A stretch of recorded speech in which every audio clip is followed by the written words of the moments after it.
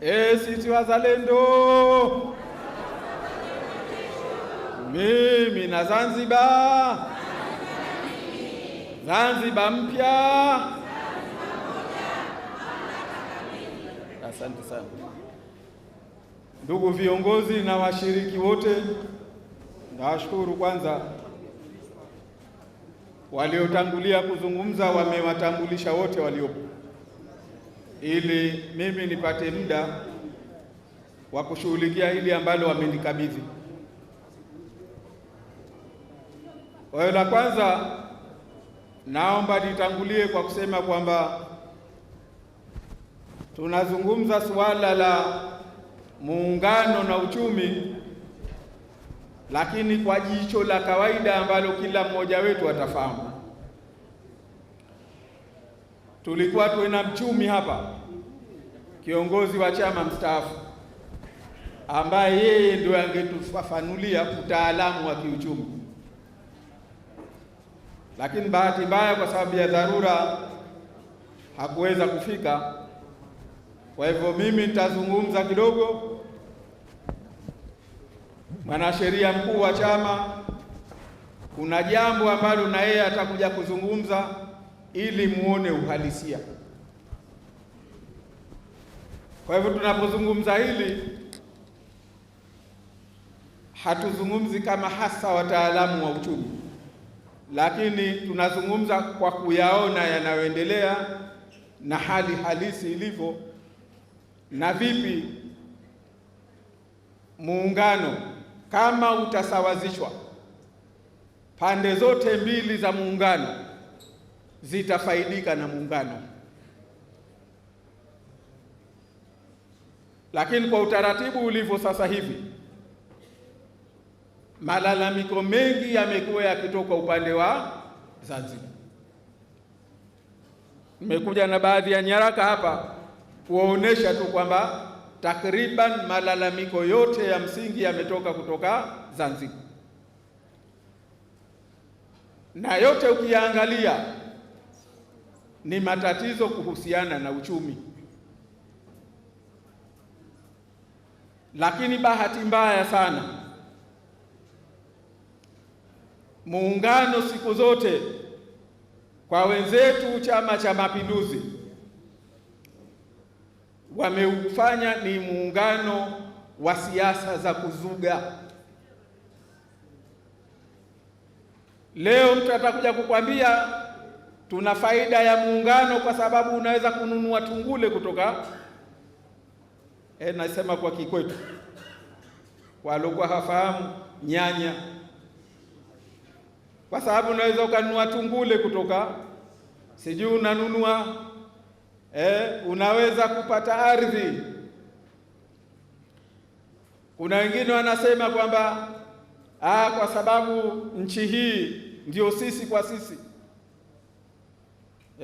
Kuna Makonde na ndio Zanzibar ilivyo, kuna Wanyamwezi, kuna Wasukuma, kuna Wachaga, kuna Wapare. Mimi mwenyewe nimelelewa na bibi wa Kipare hapa Selemwa Wete, tumefahamiana. Na ukienda kwa nchi za wenzetu, ukienda Switzerland kwa mfano, kuna jimbo zima la Wataliana na wanazungumza Kitaliana, na imekubalika Kitaliana kwamba ni moja katika lugha rasmi za nchi ya Uswisi, lakini bado hawajazungumza kwamba ndio hoja ya Switzerland kwenda kuungana na Italy. Hata tukizungumza Tanganyika, kuna Wajaluo wa bara na Wajaluo wa Kenya, au sio? Wamasai, na kuna Wamakonde wa Tanzania, kuna Wamakonde wa Msumbiji. Haya ni mambo ya kawaida. Kuna Wanyarwanda wa Tanzania, kuna Wanyarwanda wa Rwanda. Haya ni mambo ya kawaida, ndio demography ilivyo. Na katika haya mimi ndio maana napenda sana ni washauri sana vijana. Siku hizi mnapenda TikTok, someni. Kuna bwana mmoja kaandika kitabu kinaitwa Prisoners of Geography. wafungwa wa kijiografia, tuione dunia jinsi leo ilivyo. Hauna udhani wewe ni wa Iraki, kumbe wala sio wenyewe. Wa Iraki ni wengine. Unaodhani wewe ni wa Saudia, ni wengine. Ndiyo dunia ilivyotoka. Haya majina ni ya leo. Huko zamani kulikuwa na majina tofauti, kwa sababu dunia hii imekuwa na mizunguko tofauti, imekuwa na mambo tofauti kabisa. Nchi hizi zilikuwa za namna mbalimbali, lakini zilifika pahala zikaungana, nyingine kwa sababu mbalimbali.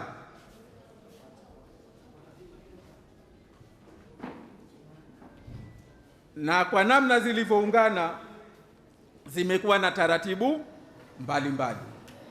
Iko miungano duniani ya aina tofauti. Muungano mmoja ni wa Marekani, wameungana majimbo mbalimbali. Zilianza nchi 13, sasa hivi ziko zaidi ya 50 au ziko 50 nadhani. Wengine walitekwa, wengine walivamiwa,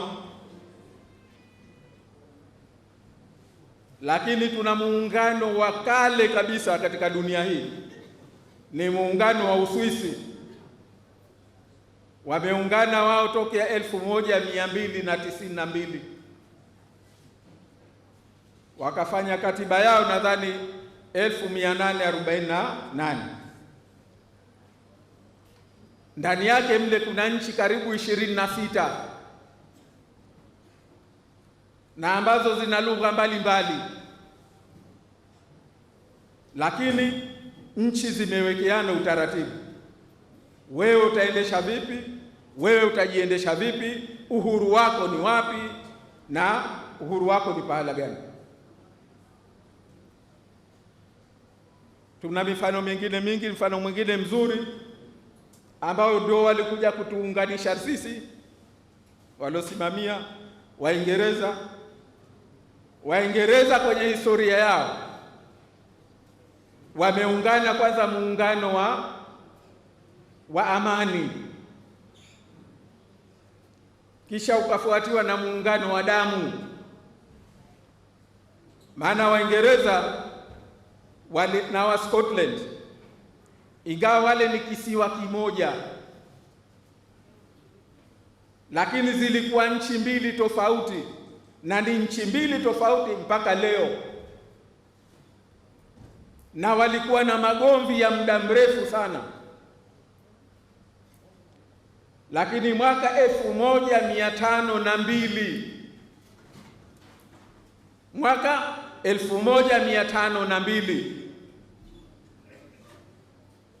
wakaamua kuingia mkataba wa amani ya kudumu, wenyewe waliuita Treaty for Perpetual Peace.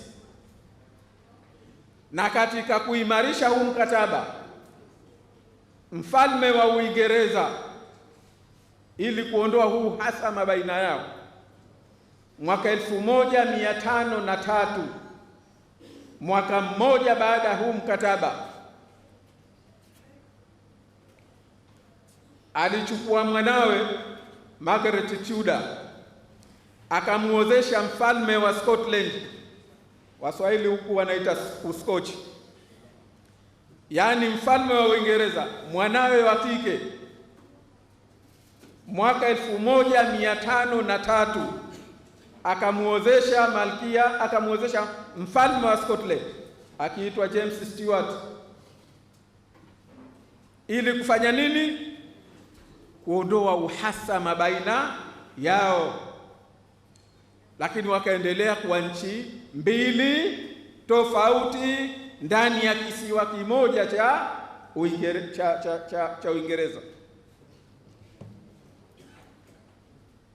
Lakini mwaka 1603, nadhani mwezi wa Machi, aliyekuwa malkia wa Uingereza Elizabeth akafariki, na huyu bibi yeye hakuolewa, hakuwa na mtoto, hakuwa na mume.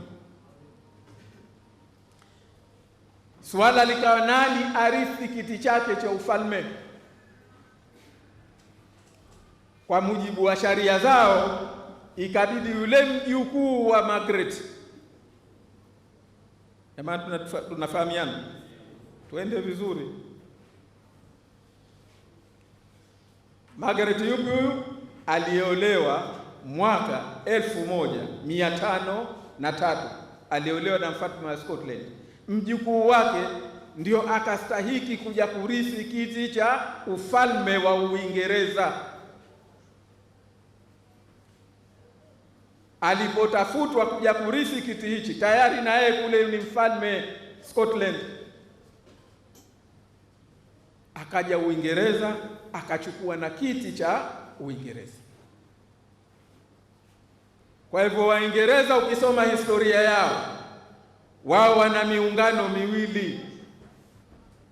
Wana muungano wenyewe wanaita Union of Crown, kwamba falme zao ziliungana, maana mfalme huyo wa Scotland ndio pia mfalme wa Uingereza kuanzia 1603. Lakini kwa kutambua kwamba hizi ni nchi mbili tofauti,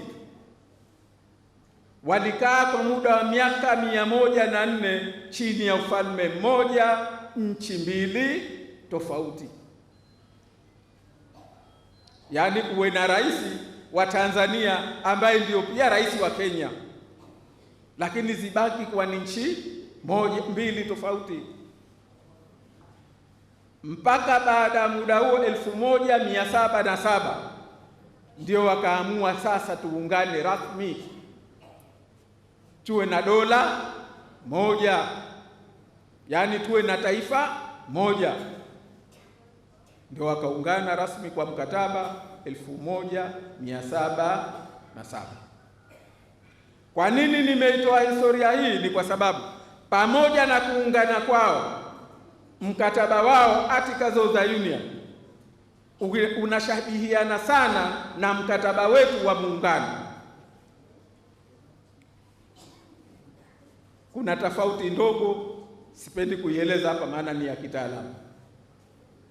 Kuna mambo tunaita sisi kwenye sharia devolution, tuyaache bahari pana hiyo. Lakini kwa ufupi, pamoja na kuungana huko, walitambua kwamba hizi nchi ni mbili bado tofauti. Dola taifa ni moja. Hapa tunachanganya sana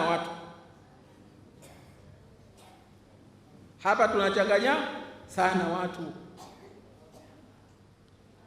kwa sababu tunachanganya baina ya nchi na taifa,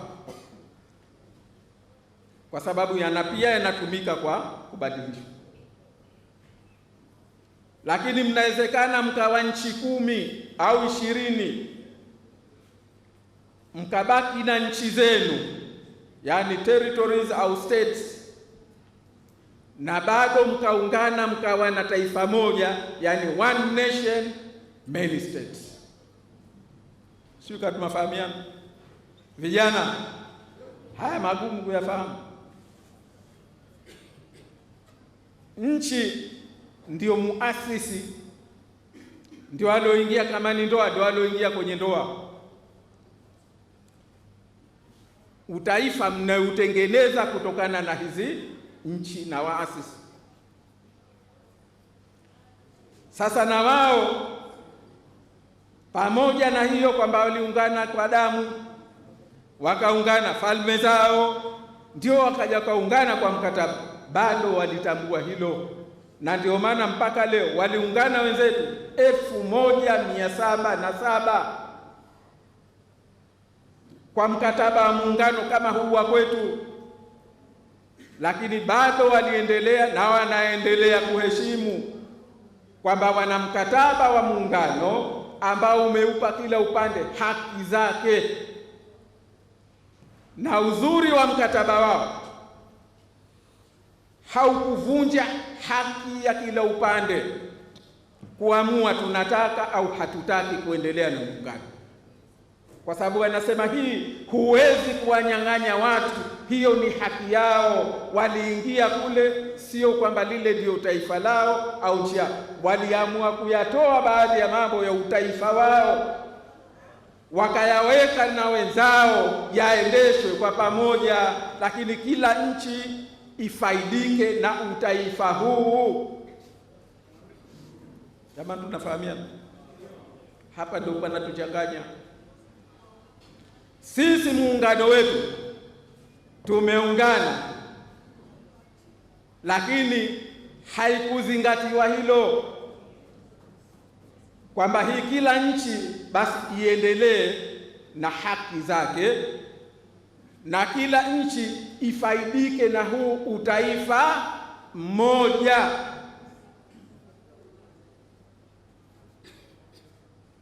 Kwa nini tunasema hivyo?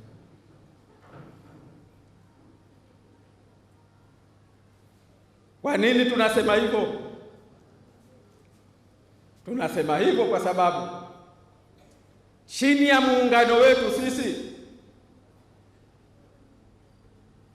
tumeungana kijanja janja kwa madhumuni ya kwamba mmoja adhibitiwe. Tumeungana kwanza, haikuwa kwa nguvu zetu wenyewe, kwa hiari yetu wenyewe. Nyaraka ziko za kutosha zinazoonesha kwamba muungano wa Zanzibar na Tanganyika uliletwa kama wakubwa wa dunia, sehemu ya maslahi yao kuidhibiti Zanzibar isiwe Cuba ya Afrika Mashariki.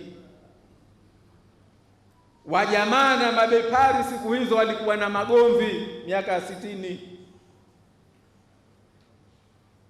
Zanzibar ikaonekana wasomi wake wengi wenye influence kubwa wameelekea upande wa mashariki, yaani wako upande wa ujamaa, wako upande wa communism, kwa sababu wengi walikuwa wamesoma Urusi, wengi wamesoma China.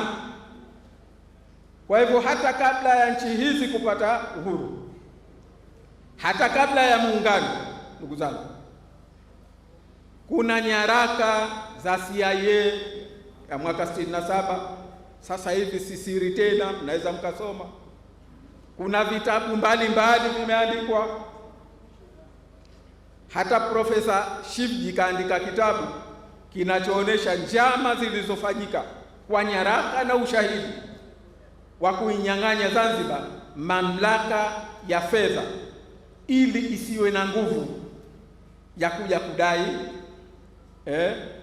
utaifa huku mbele inapokwenda. Kwa hivyo nimesema nianze hapo kwamba tujue msingi wake. Wenzetu hao waliungana 1707. Nadhani mnakumbuka, nadhani mwaka 94 sio? Au lakini miaka ya nyuma sio mbali sana. Scotland waliwahi kupiga kura, nadhani 2004 sio 2000, sio 94. Wakaulizana, je, tuendelee na muungano au tusiendelee? Muungano wao mwaka gani? 1707.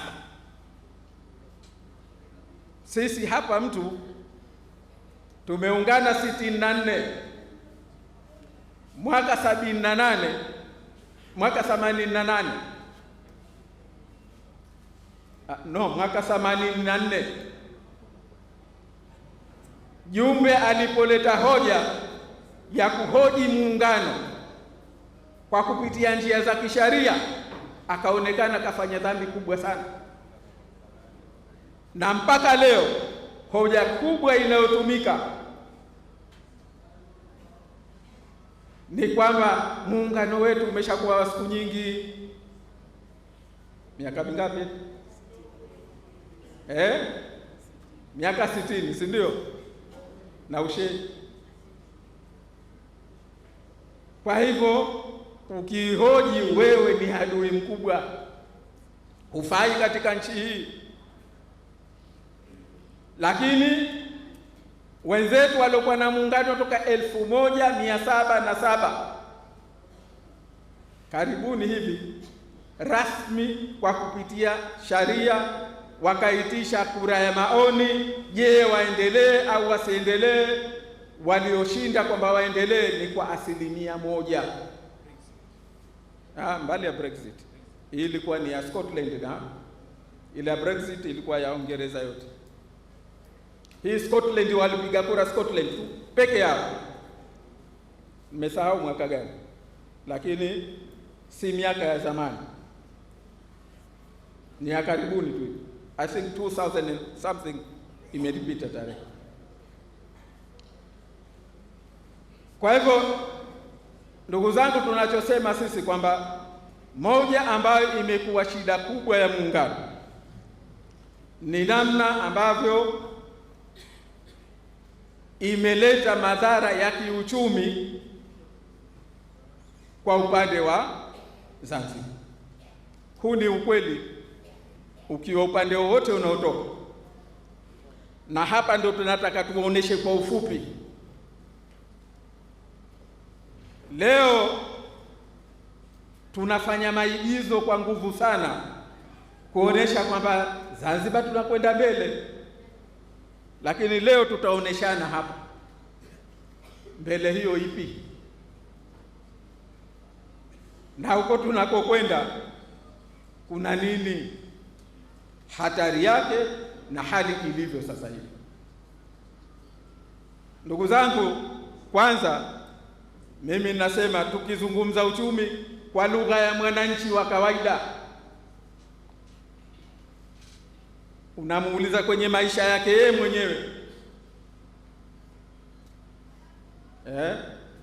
maisha yake yeye mwenyewe, anakula nini, anavaa nini, anaishi wapi, na hivyo anavyovitumia vinatoka wapi? Kwa nini hana uwezo yeye mwenyewe wa kuvizalisha? Halafu ndio uje katika ngazi ya nchi.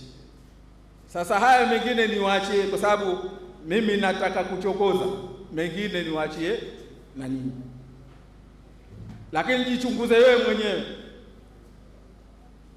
toka asubuhi utakapoamka, unachokula kama ni chai, sukari inatoka wapi? Majani ya chai yanatoka wapi? Sufuria unaopikia inatoka wapi? Kama unakwenda shamba, panga unalochukua, jembe unalochukua, nadhani la kwako wewe ni mpini tu, au sio? Au vipi? Siku hizi hata ufyagio unatoka nje, au vipi? Maana zamani ilikuwa makaanga sijui namba, lakini siku hizi jiulize, hata ufyagio unaotumia, nyumba unayokaa, saruji unaotumia, rangi uliopaka, nenda ukumbini utizame fanicha uliokalia inatoka wapi? Ulikotoka chumbani, kitanda ulicholalia kinatoka wapi? Kama unakwenda ofisini, kama una pikipiki yako ndio ulopanda, inatoka wapi?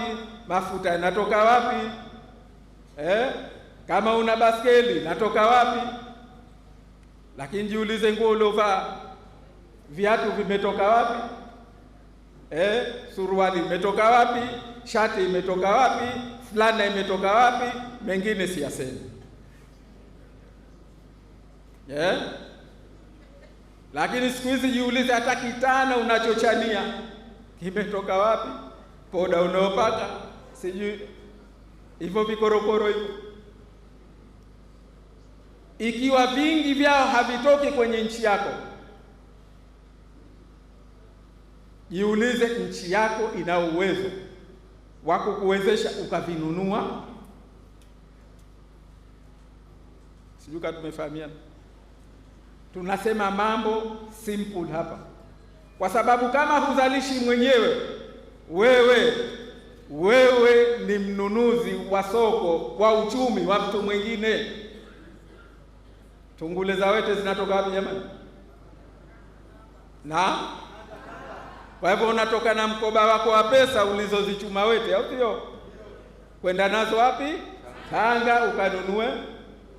Hivi nchi yako imeshindwa na uwezo wa kukuwezesha wewe mwananchi ukatumia bonde la Mangwena, ukatumia bonde la Msaani, ukazalisha tungule za kutosha na mchele, mapembe, si ndio? Unga. Haya ndio masuala tunayojiuliza. Je, nchi yako ina uwezo wa kukuwezesha hayo ukayafanya? Haina. Kwa nini? Kwa sababu na yeye yenyewe hii nchi uwezo wake ni mdogo. Na hapa ndio mimi nataka tuangalie kwa ufupi tu. Naomba tusikilizane vizuri hapa.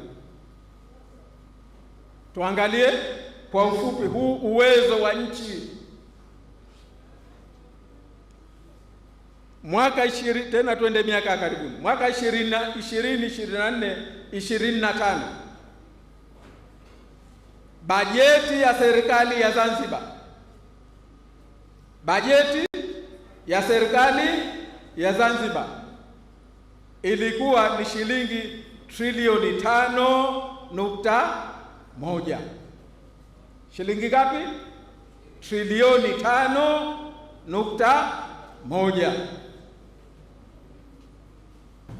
Lakini yenyewe Zanzibar ilikuwa na uwezo wa kupata ngapi kati ya hizi ilizopanga kuzitumia? Tumefahamiana?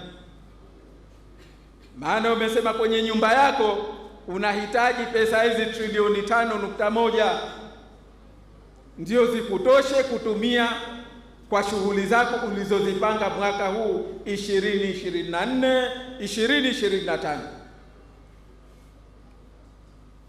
Katika hizi trilioni hizi serikali ya Zanzibar ilikuwa na uwezo wa kupata kutokana na mapato yake ya ndani, na hii inajumuisha mambo ya kusaidiwa, shilingi trilioni 2.2. Tumefahamiana? Yenyewe imepanga kutumia ngapi? 5.1. Mnaojua hesabu mtaniambia. Lakini uwezo wake kwa mapato ya ndani, na bahati nzuri na mjumbe wa Baraza la Wawakilishi wa kamati ya bajeti hapa profesa, lakini mapato yake ya ndani ni trilioni 2.2. Kwa hivyo trilioni 2.9 ikope yenyewe kutoka mabenki kama unavyokopa wewe, aiombe ikakopewe na serikali ya muungano. Yaani unatumia ulicho na uwezo nacho kukuchuma ni kidogo kuliko unachohitaji kwa wengine kukopa. Jamani, kama una nyumba yako,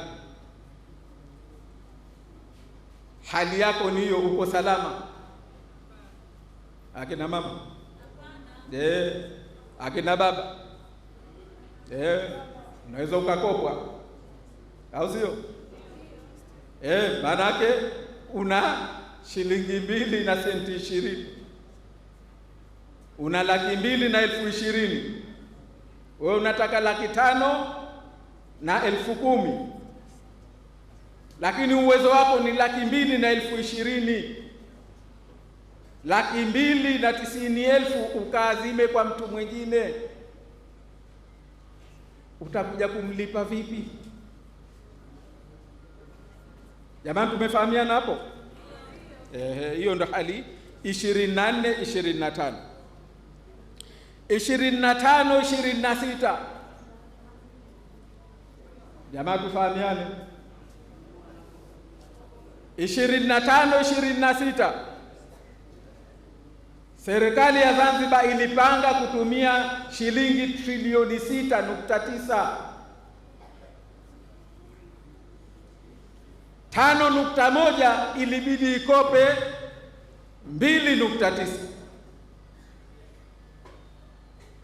lakini badala ya kupunguza mwaka huu 2025 ndio huu tunamalizia 26, ikapanga kutumia trilioni 6.9, lakini kati ya hizo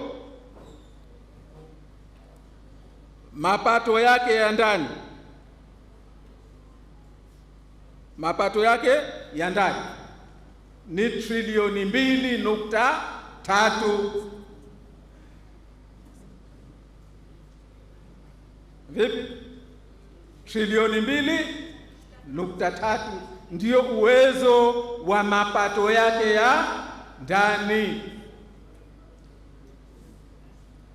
Zilizobakia manake ukakope, ama ukope mikopo ya ndani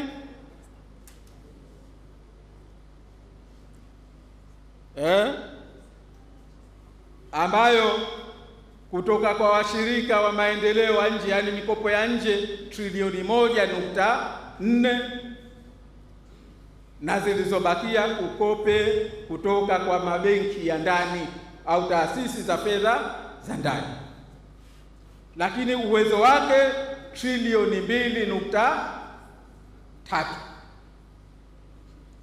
Na katika hizo mkumbuke takriban trilioni 1 inakwenda kwenye mishahara. Tumefahamiana? Kwa hivyo yote unayoona huko mbele hayo ni mapato au ni pesa zinatumiwa, lakini kutokana na nini? Na mikopo. Lakini kitu kizuri zaidi, mwaka huu tunaokwenda utaanza kesho kutwa 26, 27, serikali inapanga kwenda kutumia shilingi trilioni 8.1. Trilioni, Profesa, niko sawa? Trilioni 8.1.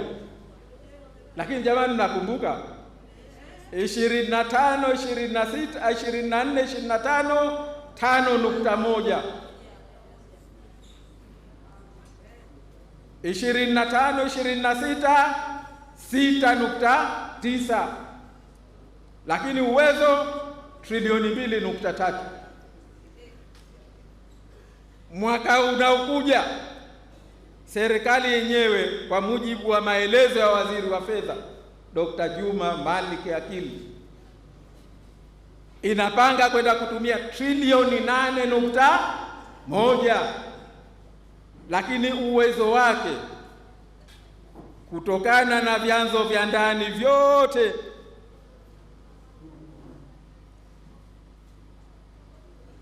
wanasema ni trilioni 3.9.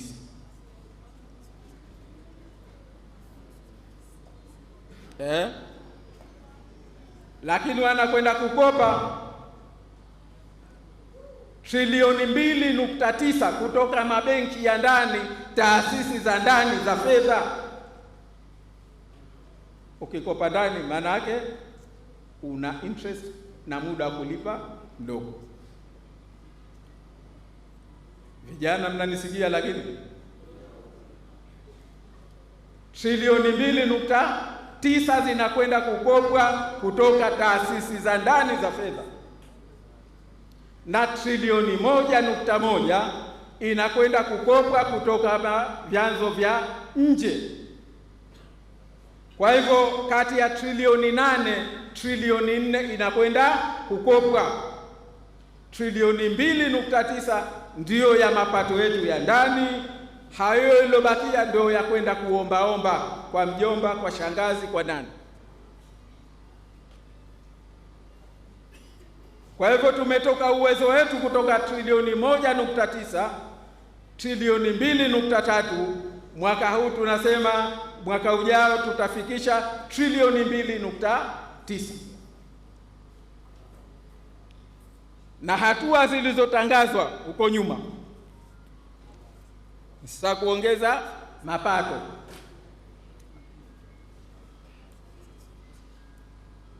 Huko nyuma huko, hatua zilizotangazwa, sijui kama hili kwanza mmelipata jamani. Maana yake 2024-2025 umekopa hizo tulizosema, mwaka uliofuata umekopa zaidi, mwaka ujao unakwenda kukopa zaidi. Sijui wenye wanaojua hesabu wanaweza katufanyia kwamba kwa miaka hii mitatu utakuwa umekopa kiasi gani. Labda akija Waziri Omar hapa, akija AG atakuja kutuambia kwamba hii miaka mitatu ukifanya hesabu tutakuwa tumekopa kiasi gani na uwezo wetu ni kiasi gani. Lakini kitu cha naomba tukisikilize makini sana, wakati tuna tatizo kama hili la nchi la kwamba unataka kutumia zaidi, na ndiyo hali halisi, kwa sababu ikiwa serikali inavyotumia ni hivyo na bado hali zetu ni hivi, ina maana tunachohitaji ni kikubwa zaidi. Lakini serikali hatua ilizozichukua kuongeza mapato sio kutafuta vyanzo vipya. Inasema miongoni mwa hatua ilizochukua ni kuongeza ushuru wa bidhaa ikiwemo shishi na pipi. Jamani, siyasemi mimi, kasomeni hotuba ya budget ya waziri wa fedha, kwenda kuongeza ushuru katika bidhaa za shisha. Vijana wale wanaovutavuta hivi, nasikia kitu ipo mjini, na pipi na biskuti ndio zikaongezwa ushuru. Nchi hiyo ya wapi? Zanzibar. Nyingine ni kuongeza kodi ya miundombinu katika bidhaa mbalimbali. Nyingine kuongeza kodi ya ushuru wa barabara kwa bidhaa mbalimbali, na kuongeza ushuru katika mafuta ya petroli na diesel kutoka shilingi 50 kuwa shilingi 100, yani kwa 100%, na kutoka shilingi 100 kuwa 200 kwa kila lita, ili zipatikane hizi fedha. Lakini na pia kuongeza ushuru wa magari yanayoingizwa nchini. Hizi ndio miongoni mwa hatua zilizochukuliwa. Sina hakika zinampunguzia ukali wa maisha kiasi gani mwananchi, lakini hata ukiangalia hiyo serikali yenyewe, kutokana na hatua zote hizi, wakati inataka kuongeza matumizi ya trilioni 4, lakini hatua hizi inakwenda kukopa trilioni 4, bado hatua hizi za kuongeza kodi zingeweza kuiongeza serikali mapato yasiyozidi shilingi bilioni 100. Kitu kiduchu sana, lakini kwa mwananchi hili ni ongezeko kubwa sana la kodi. Sasa nadhani swala mngeliuliza la haraka haraka, tatizo liko wapi? Au vipi? Tatizo liko wapi?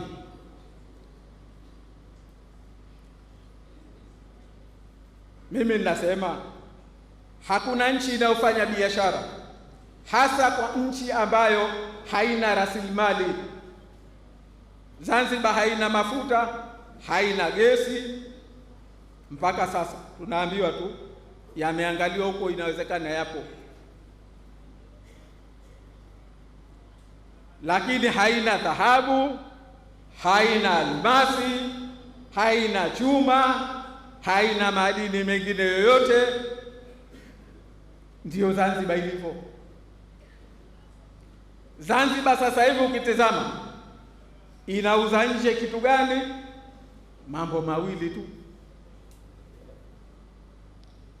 Zanzibar la kwanza inauza nje uzuri wake. Huduma tunazouza nje 95% ni za utalii na mambo yanayohusiana na utalii, na 1% ndogo ni karafuu na mwani. Tumefahamiana? Nchi hii ndiyo uchumi wake. Lakini ndani ya muungano, kwa nchi ya kisiwa yoyote, kuna mambo ukiwa nayo yatakusaidia kufanya uchumi wako uwe mzuri, na sio kwenye nchi ya visiwa tu, hata nchi yoyote ile. Na ukitaka kujua hivyo, tuna wenzetu wadogo kama Zanzibar, Mauritius ukubwa wa nchi ile ni square kilomita 2000 na ushei na 8 sijui na ngapi. Zanzibar ukubwa wake ni square kilomita 2660 na ushei. Kwa hivyo tumeizidi Mauritius kwa kidogo. Mauritius idadi ya watu wao haizidi 1,600,000. Zanzibar tuna karibia 2,000,000. Mauritius wako huko katikati ya bahari, nyuma Madagascar. Zanzibar tuko chini ya bara la Afrika. Uchumi mkubwa wa Afrika Mashariki, uchumi mkubwa wa Tanzania kwa maana Tanganyika, uchumi mkubwa wa DRC Congo, uchumi mkubwa wa Kenya, Uganda, Malawi, Zambia, Msumbiji. Tuko karibu nao sana. Ukitazama kwa rasilimali, hata huo utalii, Zanzibar tuna advantage kubwa zaidi kuliko Mauritius. Mtu akija Zanzibar atakwenda nchi yoyote ya Afrika Mashariki. Lakini tuwatazame wenzetu na udogo wao na umbali wao na mazingira yao. Bajeti ya mwaka huu unaokwisha walipanga kutumia dola za Kimarekani bilioni 5.8, lakini katika hizo dola bilioni 4.9 ni mapato yao ya ndani.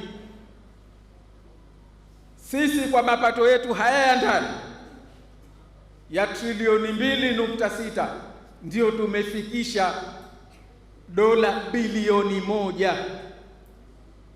Ndugu zangu, mnanifahamu? Wenzetu kisiwa kidogo na mazingira hayo waliokuwa nayo, bado wao wamekuwa na uwezo wa kukusanya mapato yao ya ndani ya dola bilioni 4.9, mara 5 ya mapato tunayokusanya Zanzibar. Tumeelewana? Imagine wewe Zanzibar mmeamka kesho mna uwezo wa kukusanya dola bilioni 4, mara 4 hapa tulipo. Nchi itakuwaje? Eti jamani, tuliposema tutalipa watu dola shilingi milioni 1 ikawa zogo mjini. Ni kwa sababu tunajua inawezekana.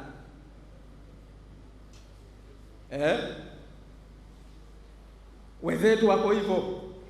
Ukitizama leo Mauritius, pato la wastani la kila mwananchi ni dola 13,000 kwa mwaka. Zanzibar pato la kila mwananchi kwa wastani ni dola 1,200. Wametushinda mara 10. Mara ngapi? Bwana, uchawi gani? Hawana dhahabu, hawana mafuta, hawana chochote. Naijua siri yao walionayo. Ni haya ninayotaka kuyaeleza ya muungano na Zanzibar na uchumi wa Zanzibar. Nchi yoyote inapata mapato yake kutokana na mamlaka iliyonayo katika kufanya mambo mbalimbali, nyenzo za kiuchumi. Lakini sisi, mimi nataka niyaseme machache, nyinyi mtayaongeza.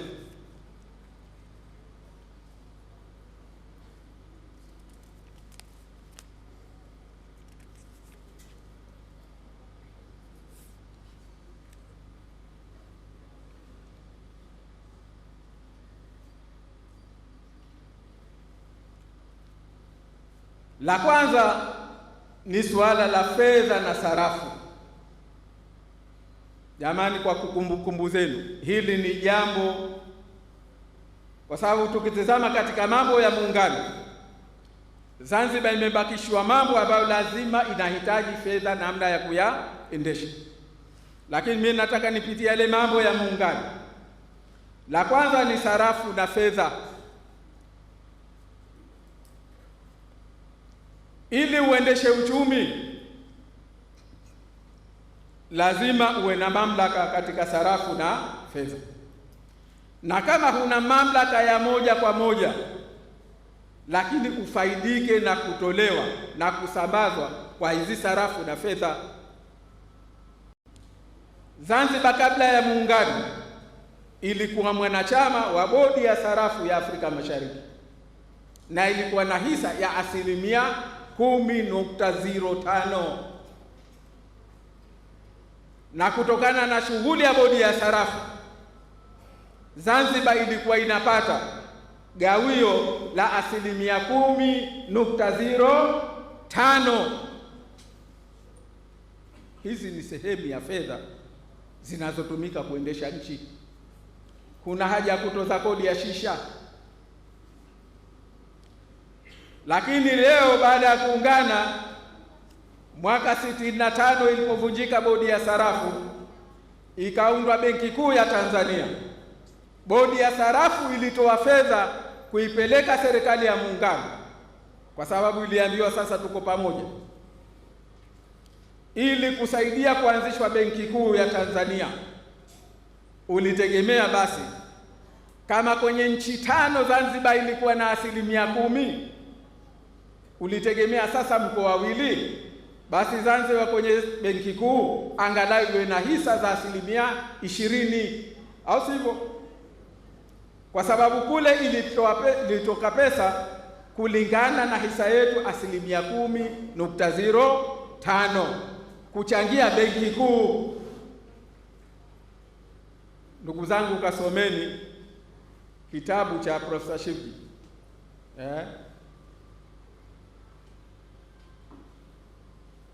nimekisahau hapa, sikuja nacho. Kaeleza kwa urefu jinsi gani Zanzibar ilivyodhulumiwa, tena kwa ushahidi, kwa barua na mawasiliano, kwamba hili lazima tuwafanyie Zanzibar, lazima watolewe. Ndio ukaenda mgogoro ule, Zanzibar inalalamika, mnatuonea, mnatufanya nini, mpaka mwaka 94 ikaja shirika la kimataifa la fedha IMF kuja kujaribu kusuluhisha tatizo hilo, na ikaja na ripoti hii hapa. Ikaja na ripoti hii hapa ambayo ilithibitisha kwamba kuna tatizo, lakini litafutieni wenyewe njia ya kulitatua. Na ndio hii ikapendekeza, basi kama hamwezi kuwapa hizo wanazostahiki, wapeni gawio la muda la 4.5 mpaka mtakaposawazisha hizo kasoro zenu. Tumefahamiana? Ni ripoti hii. Wengi wanaopiga kelele huko hawana taiba. Tumefahamiana? Mpaka leo 4.5 hakujachukuliwa hatua ya kulimaliza tatizo hili.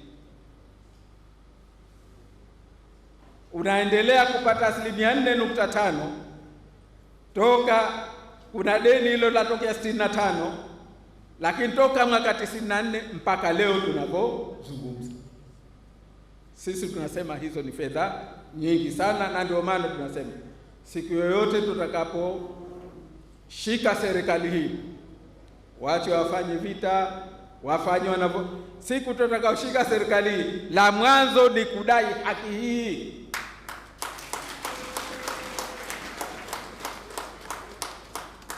Kwa sababu ushahidi tunao wa kutosha kwenda mahakama yoyote duniani kuthibitisha tuna haki yetu ya asili ya miaka mingi, mapesa mengi. Kuna haja kwenda kukopa trilioni nusu ya fedha unazotaka kutumia. Tumefahamiana? Lakini eneo jingine ni la kodi. Eneo jingine ni la kodi. Nchi yoyote ya kisiwa ili uendelee, lazima uwe na mamlaka katika kodi, hasa kodi za msingi, kodi ya mapato. Leo ukitazama katika mapato ambayo Zanzibar inapata kutokana na kodi za wafanyakazi wa muungano au wa mashirika waliopo Zanzibar, inapata kodi peke yake kutoka kwa wafanyakazi wa serikali ya muungano, lakini haipati kodi kutokana na wafanyakazi wa CRDB, hawapati pesa kutokana na wafanyakazi wa makampuni yote ya mabenki ambao hawakusajiliwa Zanzibar, makampuni yote ya simu, makampuni mengine yote ambayo makao makuu yake ni Dar es Salaam, wanalipa Dar es Salaam. Hayo mapato ya muungano tumechukua miaka mingi kupambana nayo mpaka yakapatikana, na kwa mwaka zinapatikana shilingi bilioni 21 kwa wafanyakazi tu wa serikali ya muungano. Imagine ingekuwa wote wanaostahiki kulipa kodi ya mapato wengelipa kodi ya mapato Zanzibar, jiulize ni shilingi ngapi? Ni mapesa mengi sana. Lakini kuna makampuni anaweza kuja kunieleza hapa maana tulifanya hiyo attempt sisi, ya mambo yetu tunahoji kila siku. Kuna makampuni hayo ya simu yaliyosajiliwa nje ya Zanzibar, yanafanya kazi kubwa na faida kubwa Zanzibar, hayalipi hata nusu shilingi ya kodi yao ya mapato Zanzibar. Jamani, ni mapesa mengi sana. Tunayakosa kwa sababu tu tumo ndani ya muungano. Ndio siri Mauritius wanatushinda. Jamani, tumefahamiana? Kwa sababu wao kila mmoja analipa pay, kila mmoja kampuni iliyopo pale wana makampuni zaidi ya 20,000 ambayo yalikuwa yasajiliwe ambayo yanafanya kazi Mauritius, yako nje, yanafanya kazi nje ya Mauritius, yamesajiliwa Mauritius. Na mimi niwaambie shida nyingine ya muungano katika eneo hili, mwaka 93-94 hili linalowapatia leo Mauritius pesa nyingi, tulikuwa tulifanye sisi Zanzibar kuanzisha makampuni ya offshore. Mimi nimerudi kusoma Uingereza, kazi yangu ya mwanzo niliopewa ni kushirikiana na wataalamu hawa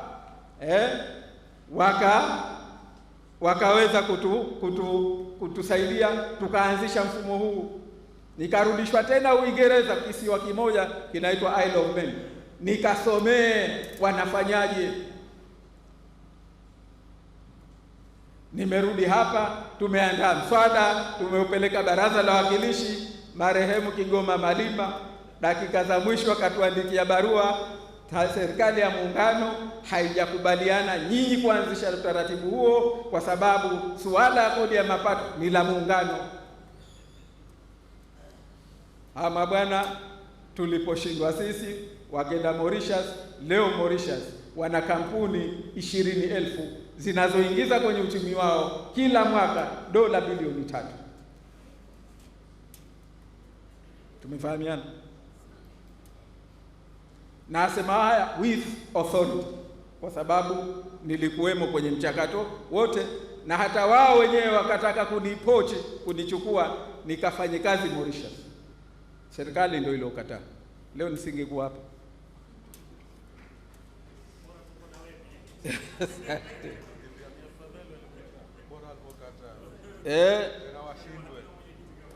Lakini swala jingine ndugu zangu ni usafiri na usafirishaji wa anga. Hili ni eneo ambalo linazalisha mapato ya kila aina, lakini ni jambo la muungano. Tumefahamiana. Jambo jingine ni mafuta na gesi. Mafuta na gesi, ndugu zangu, mafuta na gesi tunaambiwa tumeruhusiwa tuchimbe, tena tukatunga sheria mwaka 2016, lakini limo ndani ya katiba ya Muungano. Tumefahamiana, limo ndani ya katiba ya Muungano. Kwa hivyo kisheria, kikatiba, huna mamlaka ya kulitungia sera wala sheria, si lako. Katiba yenyewe ndio inasema, lakini tukaja kukapumbazwa na sisi tukakubali. Sijui tunamdanganya nani. Leo tuna sheria, ukiisoma inapingana na katiba moja kwa moja. Imeshindikana nini kuitoa? Tuwaulizeni hawa watu wa CCM. Sehemu ya kwa nini hao ambao wanataka kuja kuwekeza Zanzibar, moja ya mgogoro wanaokutana nao, uwekezaji huu hautaki mgogoro. Wao wakisoma sheria zetu wanajua kwamba Zanzibar hamna mamlaka, na sheria yenyewe ya Muungano ya mwaka 2015 inasema mali ya mafuta na gesi, ile mali yenyewe, mamlaka juu yake yako chini ya serikali ya Jamhuri ya Muungano wa Tanzania. Kinashindikana nini kuyatoa, kuyaondoa? Haifahamu.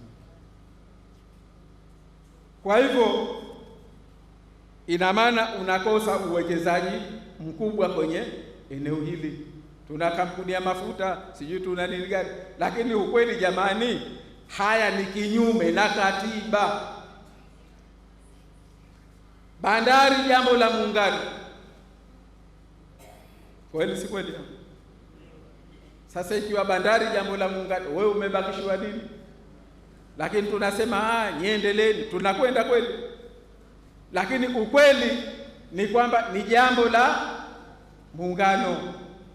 Maana yake kwenye mashirikiano ya kimataifa linapokuja jambo hili, wewe humo, ingawa tunashiriki vikao. Lakini jambo kubwa ni posta na simu, na hapa vijana naomba mnisikilize vizuri.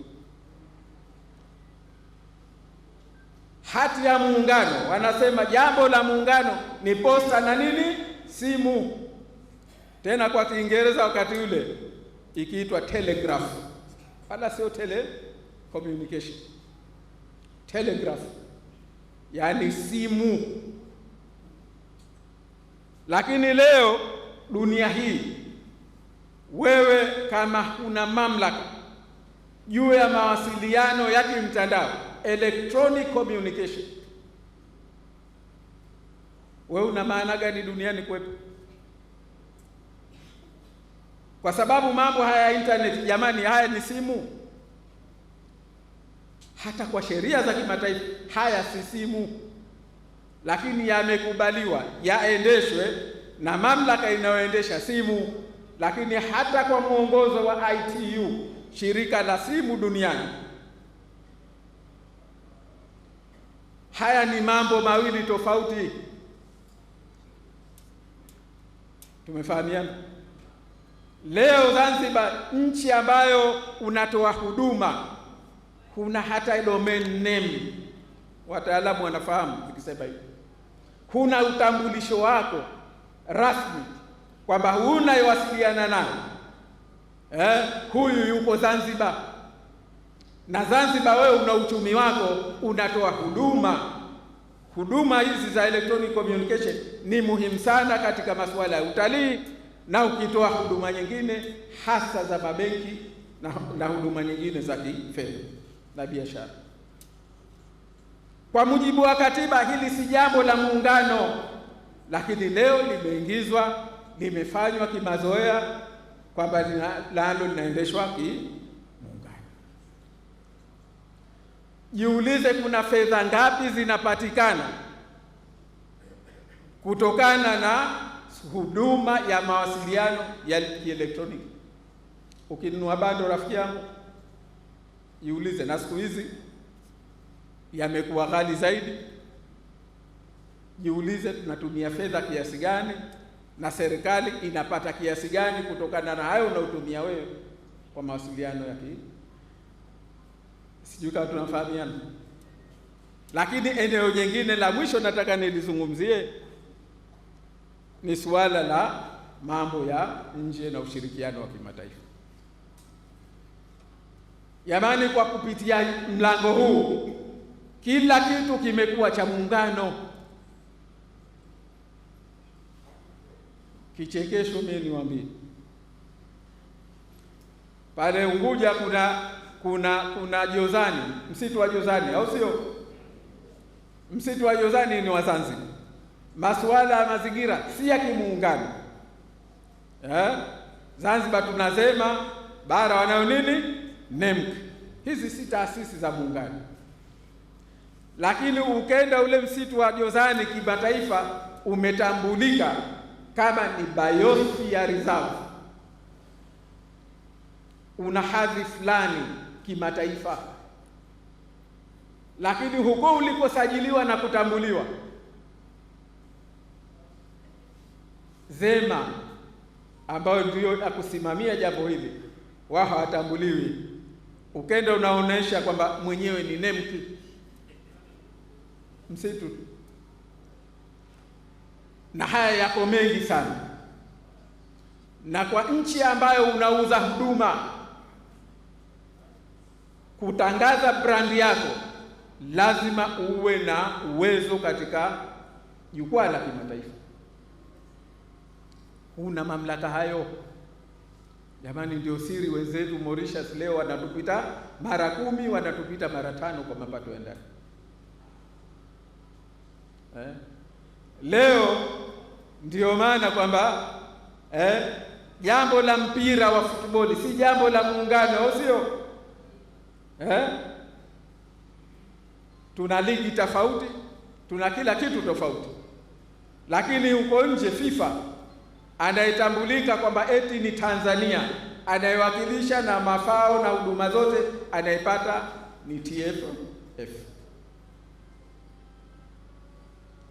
Lakini hili unajiuliza, ndio linawakilisha Tanzania?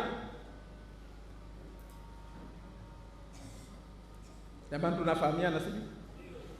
Kwa hivyo haya yako mengi na ngine nawaachia nyinyi. Ninachosema tuone uzito wa kwamba kwenye muungano huu Zanzibar yenyewe hali yake ilivyo ni hivi. Uwezo wake wa mapato ya ndani kidogo, inabidi ikope sana. Haikuwa na haja ya kukopa kwa sababu mamlaka haya iliyokuwa nayo ambayo ingebidi kuwapatia fedha, haya yote hayamo mikononi mwake. Ndio maana tumefika hapa. Unataka kutumia trilioni 8.4 ukakope, unataka kutumia trilioni 6.9, trilioni 3 uende ukakope. Mikopo hii sijui utakuja kuilipa lini. Wenzetu wako kwa napiga kelele, naona naendelea, lakini maendeleo yale ni ya kukopa. Maendeleo yale ni ya wajukuu zetu, ndio watakao kuja kulipa. Kwa kukosa mamlaka haya, tusidanganyane, huwezi kuja kulipa. Ukipata mamlaka haya yale unaweza kulipa miaka 2, kwa sababu hata serikali yenyewe inasema imetenga shilingi bilioni 300 kila mwaka kulipa madeni. piga hesabu, halafu kwa bilioni 300 kila mwaka, haya miaka mitatu tu utalipa kwa miaka mingapi? Na hutaki kukopa hiyo miaka mingine? Na wewe nchi gani utaishi kwenye dimbwi na mzunguko wa kukopa? Jamani, haya ndiyo tunayoyazungumza, kwamba nchi hii ina uwezo wa kwenda mbali sana, wa kufika mbali sana, ikawa angalau sawa na hao wengine wadogo kama sisi, kama si kuwapita. Lakini hatuwezi, kwa sababu umefungwa mikono, umefungwa na miguu. Naomba nimalizie kwa kusema kwamba haya sasa, pamoja na haya, tunaambiwa kero za muungano hazipo, au sivyo? Hizi si ndio kero? Lakini tunaambiwa kero za muungano hazipo. Ndio maana nasema huu umekuwa muungano wa kuzuga, kwa sababu juhudi za karibuni za kutatua kero za muungano. Mimi naomba ndugu zangu vijana, kama hamwezi kusoma cha Kiingereza, kasomeni kitabu cha Mzee Jumbe Ali Saleh alikitafsiri kwa Kiswahili. Humu utajua hasa bibi yako alikuwa nani, babu yako alikuwa nani, na leo wewe uko wapi? Uko kwenye familia ile ile au uko familia gani? Lakini humu hazina kubwa Mzee Jumbe aliyotuachia ni kitabu chake hichi. Kitafuteni msome. Tumefahamiana? Kitaitwa Partnership, lakini kimetafsiriwa kwa Kiswahili, maana hakina tafsiri yake ya Kiswahili. Lakini juhudi za kutatua kero za muungano zilianza na mzee wangu mmoja. Kamati ya Shelukindo ya mwaka 92 iliainisha matatizo mengi. Ukikipata ukisoma utajua kama jamaa tunazugana tu, hakutatuliwi kero za muungano. Ikaja mwafaka baina ya serikali mbili mwaka 94, hakuna kilichotekelezwa. Ripoti hii ilikwenda bungeni kuonesha mambo gani yatatuliwe, hakuna. Kwenye masuala ya fedha, juzi Mheshimiwa Said Ali Mbaruk kama mlimsikiliza, alisema bungeni kutatua haya matatizo ya fedha, kwamba haya mamlaka haya yako kwa ndani ya serikali ya muungano, basi kuwe na utaratibu, ijulikane zitakazokwenda, madam ni mambo ya muungano, zitakazokwenda kutatua kutumika kwa mambo ya muungano zijulikane ni ngapi, zitakazobakia ngapi, tugawane vipi. Mwaka 84 ikaanzishwa tume ya pamoja ya fedha. Tunafahamiana? Maana juzi najua mlipomsikiliza Mheshimiwa Said Ali Mbaruk alikuwa akizungumza jambo muhimu, na ndio maana mkaona taarifa nyingi ili asisikilikane anaongea nini. Haya ambayo ni mengi yamo ndani ya serikali ya muungano, si anazalisha fedha. Fedha hizi sisi kwa mfano mapato yanatokana na mawasiliano. Okay, hayalipwi Zanzibar. Huko yanakolipwa si kuna na sehemu ya Zanzibar? Katiba mwaka 84 ikasema basi tuanzishe chombo ya kuyatambua yote haya na kutambua nini matumizi ya muungano, nini mapato ya muungano. Halafu katiba ikaanzisha akaunti ya pamoja ya fedha. Hizi fedha na mafao yanayotokana na haya mambo ya muungano ambayo yamechukuliwa na muungano, Zanzibar hayakuachiwa, fedha ziingizwe humo, halafu zitolewe kwa kulipia mambo ya muungano. Zitakazobakia tume ya pamoja ya fedha ionyeshe utaratibu wa kuzigawa baina ya pande mbili. Tumefahamiana jamani? Maana ili tatizo linajulikana. Sasa katiba iliweka tokea mwaka 84, lakini wenzetu hilo halitaki, na wenzetu huku CCM wanaogopa CCM kule ajabu. Mheshimiwa Omar shahidi na mwingine mpaka aitwe yeye, bwana njoo huku, kuna hoja, njoo useme, usimupo. Anaogopa mtu akisema atakuja kutolewa halmashauri kuu huko, atakuja mwawe mpinzani wa muungano. Ikaanzishwa ndani ya katiba mwaka 84 ianze kufanya kazi. Imekaa muda wa miaka 12, hata sharia yake ya kuianzisha haikutungwa. Sharia ikatungwa mwaka 96 baada ya miaka 12 ya kelele, kuvutana na Mheshimiwa Rais Karume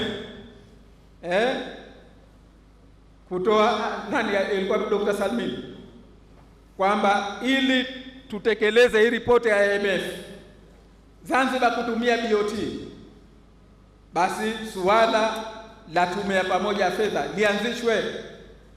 Ndo katika kuzuga ikaanzishwa sharia mwaka 96, baada hii mwaka 94 kutoka. Lakini baada ya kuanzisha sharia ikakaa kimya mpaka Rais Karume alipokuja, yeye akasema hii sheria mimi nitaisaini. Maana ilitungwa sheria ya fedha kuwezesha, baada ya kuanzishwa tume ya pamoja ya fedha, kutungiwa sharia yake Zanzibar, basi na sisi tukatunga sharia kuitambua benki kuu mwaka 97. Dr. Salmini akagoma kuisaini, akasema msiisaini mpaka niione hiyo tume yenyewe imeshaanza kazi. Jamani, Salmini si alikuwa CCM? Ndugu zangu, Salmini si alikuwa CCM? Komandozi ndio alikataa kuisaini sharia ile mpaka kaondoka uraisi.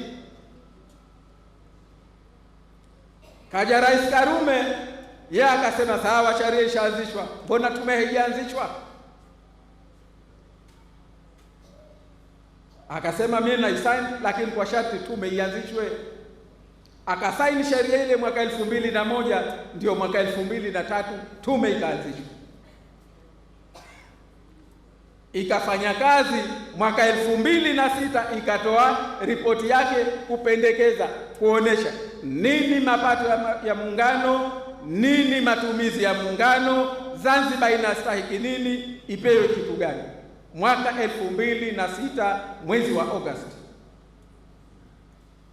Ndugu zangu, mpaka leo hadithi ikaishia hapo. Mwaka wangapi huu? Wa 20. Hadithi ikaishia hapo, haijaulizwa tena, hakuna ufumbuzi uliopatikana. Na mwisho, mimi nimetumikia tume ya pamoja ya fedha kwa miaka 10, kuanzia 2008 mpaka 2018.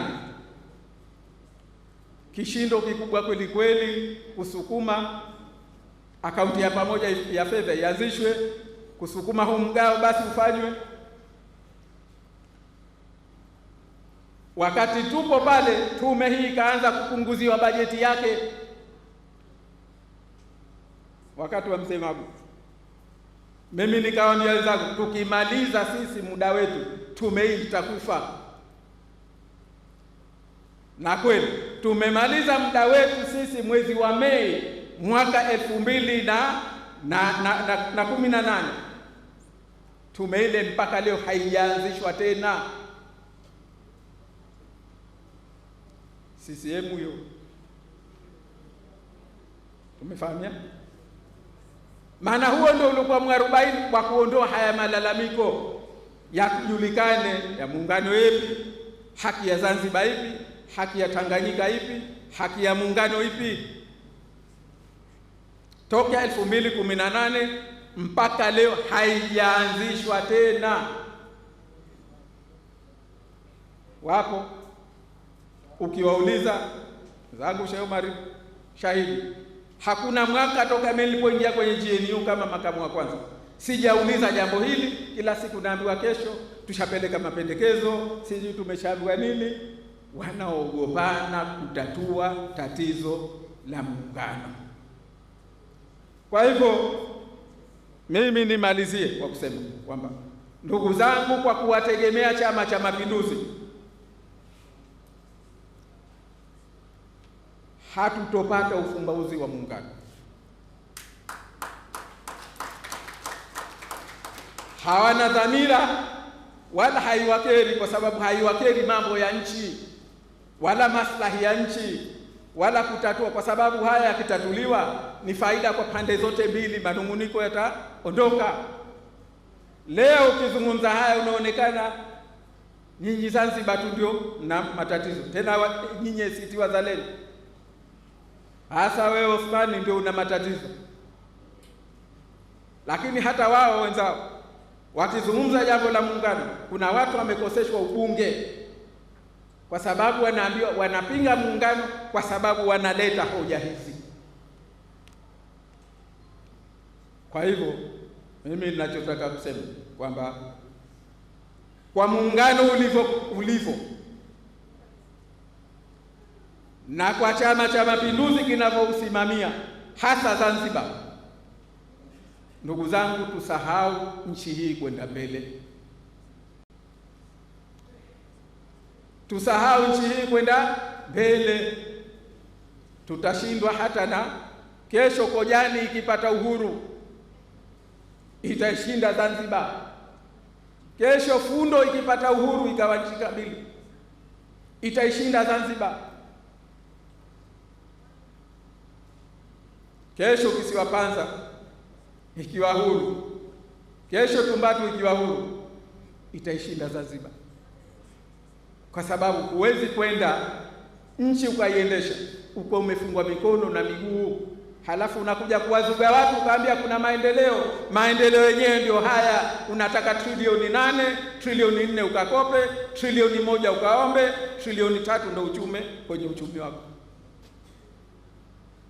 Ndugu zangu, haya nawaachia nyinyi. Asanteni sana kwa kutusikiliza.